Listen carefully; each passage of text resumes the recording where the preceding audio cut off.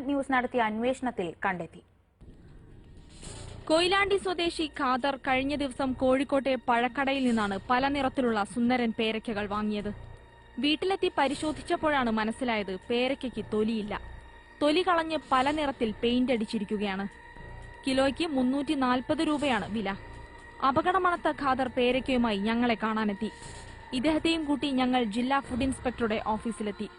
പരിശോധന നടത്തിയപ്പോഴാണ് കാര്യം ബോധ്യപ്പെട്ടത്.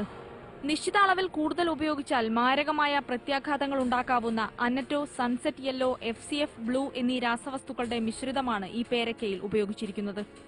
കടുത്ത നിറം കിട്ടാനായി പേരയ്ക്ക മണിക്കൂറുകളോളം ഈ രാസവസ്തുവിൽ മുക്കിയിട്ടതായും വ്യക്തമായി. യൂറോപ്യൻ യൂണിയനിലെ പല രാജ്യങ്ങളിലും നിരോധിക്കപ്പെട്ടതാണ് ഈ രാസവസ്തുക്കൾ. 3 നിറവും പച്ചയും വയലറ്റും ചുവപ്പും അതിന്റെ പുറത്തൂടെ കൃത്രിമ നിറങ്ങൾ പുരട്ടിയിട്ടുള്ളതാണെന്നാണ് കണ്ടെത്തിയിട്ടുള്ളത്. അതിന്റെ ആകർഷകത്വം വർദ്ധിപ്പിക്കുന്നതിനും ഒരു പുതുമ നൽകുന്നതിനും വേണ്ടിയാണ് അവർ ചെയ്തിട്ടുള്ളത്. പക്ഷേ ഇത് വളരെ ഗുരുതരമായ ഭവിഷ്യത്തിലുണ്ടാക്കുന്നുണ്ട്.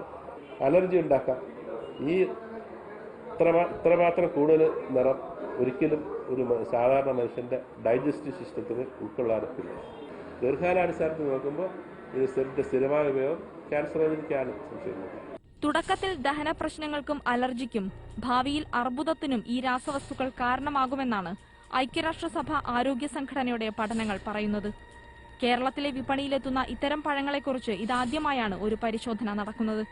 പേരയ്ക്ക മാത്രമല്ല, മറ്റ് പല പഴങ്ങളും ഇത്തരത്തിൽ നിരോധിക്കപ്പെട്ട നിറങ്ങൾ പൂശിയ ശേഷം വിപണിയിലെത്തിക്കുന്നുണ്ട്. മോഹിപ്പിക്കുന്ന നിറങ്ങളിൽ വിപണിയിലെത്തുന്ന ഇത്തരം പഴങ്ങൾ ഗുരുതരമായ ആരോഗ്യ പ്രശ്നങ്ങളാണ് ഉണ്ടാക്കുക. വേണ്ടത്ര പരിശോധനയില്ലാതെയാണ് ഇത്തരം പഴങ്ങൾ വിപണിയിലെത്തുന്നത് എന്നതും ശ്രദ്ധേയമാണ്.